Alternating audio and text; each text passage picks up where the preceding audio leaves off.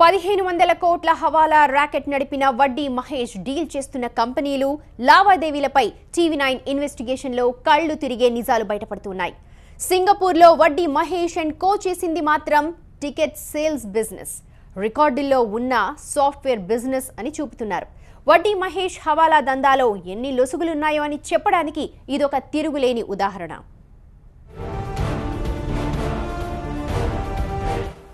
24 ఏళ్ల master mind వడ్డీ మహేష్ ఇంత పెద్ద హవాలా రాకెట్ ఎలా నడుపుతున్నాడు?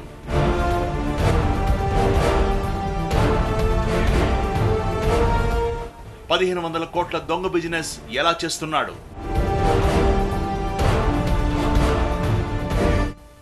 ఐటీ అధికారులు, పోలీసులు ఛేదించలేకపోతున్న మిస్టరీ ఇది.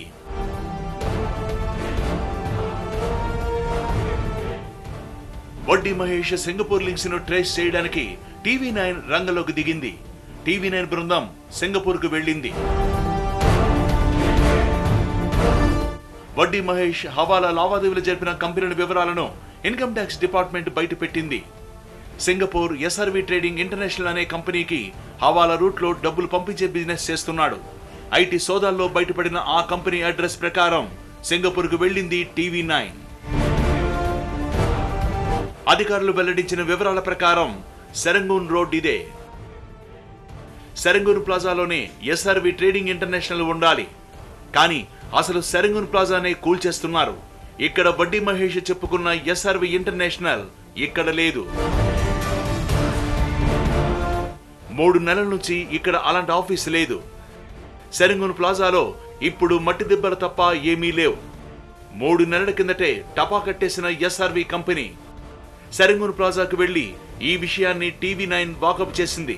3 மாசம் ஆச்சா? 3 மாசத்துக்கு மேலே ஆச்சு. 1 மாசம் 2 மாசம் தான் பரவாயில்லை, கேட்டாங்க இது பண்ணுவோம். இது 3 மாசத்துக்கு மேலே ஆச்சு. ஓகே, காலி பண்ணிட்டு 3 மாசம் ஆச்சா? இன்னும் ஜாஸ்தி ஆச்சு. ஓகே, இன்னும் எத்தனை நாள் ஆகும் இது ரெடி ஆகிறதுக்கு? இது இன்னும் ஒரு 3 வருஷம் ஆகும். 3 வருஷம் ஆகுமா? 29 floor. ఎస్ఆర్వి ఇంటర్నేషనల్ వడ్డీ మహేష్ సాఫ్ట్వేర్ కంపెనీతో కార్యకలాపాలు చేస్తున్నట్టు చెప్పుకున్నాడు. కానీ ఇది సాఫ్ట్వేర్ కంపెనీ కాదు. సింగపూర్కు వచ్చే పర్యాటకులకు టికెట్లు విక్రయించే కంపెనీ. హవాలా వ్యాపారమే చట్ట విరుద్ధం. అందులోనూ చెప్పుకున్న కంపెనీలు బోగస్ కంపెనీలు. అంటే వడ్డీ మహేష్ బాగోతం వెలికి తీస్తే మరిన్ని షాకింగ్ న్యూస్లు తెలిసే అవకాశం ఉంది. వడ్డీ మహేష్ కార్యకలాపాలను ట్రేస్ చేయడానికి సింగపూర్కి వెళ్లింది టీవీ9 బృందం. పన్నులు ఎగ్గొట్టే వారికి స్వర్గధామం సింగపూర్. స్వర్గధామం కావడం వల్లే ఆ దేశాన్ని ఎంచుకున్నాడు వడ్డీ మహేష్. సింగపూర్లో కూడా దొంగ అడ్రస్లు, బోగస్ కంపెనీలు. సింగపూర్లోని సెరంగూన్ రోడ్ నుంచి మా ప్రతినిధి సుకుమార్ మనకు మరిన్ని వివరాలు అందిస్తారు.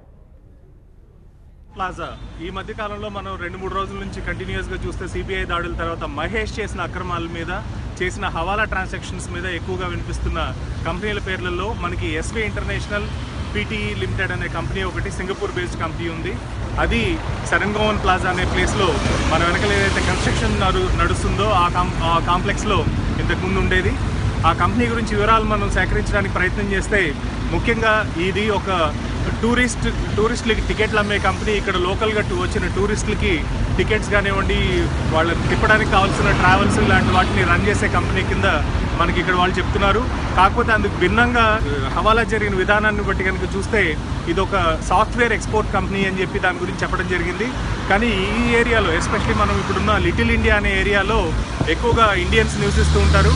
ఈ ఏరియాలో ఎక్కువ టూరిస్టుల ప్రభావం ఉంటుంది తప్ప ముఖ్యంగా ఇక్కడ మనకి సాఫ్ట్వేర్ కంపెనీలు ఉండే అవకాశం లేదు. ఎందుకంటే సింగపూర్లో zone wise, segment wise differentiate చేసి ఒక్కొక్క కంపెనీని ఒక్కొక్క చోట పెట్టడం జరుగుతుంది. సో అలాంటి పరిస్థితుల్లో ఇప్పుడు ఇక్కడ మనం తెలుసుకున్న దాని ప్రకారం చూస్తే ఈ కాంప్లెక్స్లో దాదాపు 6 నెలల ముందే అన్ని కంపెనీలు ఇక్కడ నుంచి వెకేట్ చేయడం జరిగింది. దాంతోపాటు వెకేట్ చేసిన తర్వాత ఈ కంపెనీ కూడా 3 నెలల ముందు ఇక్కడ నుంచి మారడం జరిగింది. అంటే ఇక్కడ ఉన్నప్పటికీ కూడా కేవలం ఒక 50-60 అడుగుల ప్లేస్లో ఈ ఆఫీస్ని రన్ చేస్తున్నారు. ఓన్లీ ఒక 2 మాత్రం పనిచేసే వాళ్ళని ఇక్కడున్న సెక్యూరిటీ గార్డ్స్ వీళ్ళందరూ కూడా దాని గురించి చెప్పడం జరుగుతుంది. ఇప్పుడు ఎక్కడికి మారారు, అసలు ఆ కంపెనీ ఉందా లేదా అనే దాని మీద మాత్రం మనకి ఎక్కడా స్పష్టత లేదు. ఒకవైపు ఏమో ముస్తాఫా సెంటర్ అని చెప్పి ఒక లిటిల్ ఇండియాలో ముఖ్యమైన షాపింగ్ కాంప్లెక్స్ ఉండడం, దాని పక్కనే ఈ సెరంగోన్ కాంప్లెక్స్లో ఎక్కువగా టూరిస్టుని అట్రాక్ట్ చేస్తూ వాళ్ళు వచ్చిన వాళ్ళకి అందరికీ వసతులు అన్నీ కల్పించే పరిస్థితుల్లో ఈ కంపెనీ ఉంది తప్ప సాఫ్ట్వేర్ తయారు చేసి అక్కడి నుంచి ఎగ్జిక్యూట్ చేసే అవకాశం లేదు అని ఇక్కడ లోకల్ హెడ్స్ కూడా చెప్తున్నారు. ఏదేమైనప్పటికీ కూడా చాలా పెద్ద ఫ్రాడ్ ఈ విషయంలో జరిగిందనేది మాత్రం చాలా స్పష్టంగా తెలుస్తుంది మనకి. ఎందుకంటే భారతదేశం నుంచి ఏవైతే బ్యాంకుల రూపంలో కొన్ని కంపెనీల రూపంలో ఈ కంపెనీల ద్వారా హవాలా చేశారో ఈ డబ్బులు ఇక్కడి నుంచి ఎక్కడికి వెళ్ళాయనే దాని మీద మాత్రం సమగ్రమైన విచారణ జరగాల్సిన అవసరం ఉంది. ఇంకా ఈ సింగపూర్ లోకల్ అథారిటీస్లో కూడా ట్యాక్స్ హెవెన్ అవడం మూలన ఏదైనా ఒక కంపెనీ ఫ్లోట్ చేసి ఆ కంపెనీని తీసేసినా కూడా దానికి సంబంధించిన ఇన్ఫర్మేషన్ అంత ఎక్కువగా గవర్నమెంట్ దగ్గర ఉండే అవకాశం లేదు. ఏదేమైనప్పటికీ కూడా లేని ఆఫీస్ని సృష్టించి సాఫ్ట్వేర్ ఎక్స్పోర్ట్స్ చేస్తూ ఆ సాఫ్ట్వేర్ పేరు మీద వేల కోట్ల రూపాయలు భారతదేశం నుంచి హవాలా రూపంలో వేరే బయట దేశాలకు పంపించారంటే ఇది కేవలం ఆంధ్రప్రదేశే కాదు, ముఖ్యంగా ఉన్న వాళ్ళని టార్గెట్ చేస్తూ నార్త్ ఇండియన్స్, వెస్ట్ బెంగాల్లో ఉన్న వాళ్ళు కూడా ఈ ఎంటైర్ ప్రాసెస్లో పాలు పంచుకున్నట్టుగా మనకు చాలా స్పష్టంగా అర్థమవుతుంది. సో ఈ పరిస్థితి ఇక్కడ మనం కనుక చూస్తే ఆఫీసు కూడా లేని స్థితిలో అలాంటి ఆఫీస్కి ఇన్ని వేల కోట్ల ట్రాన్సాక్షన్ జరగడం అనేది చాలా దారుణమైన పరిస్థితి. కెమెరామ్యాన్ ప్రసాద్తో సుకుమార్, TV9 సింగపూర్. హవాలా కేసులో సిఐడి విచారణ వేగవంతం చేసింది.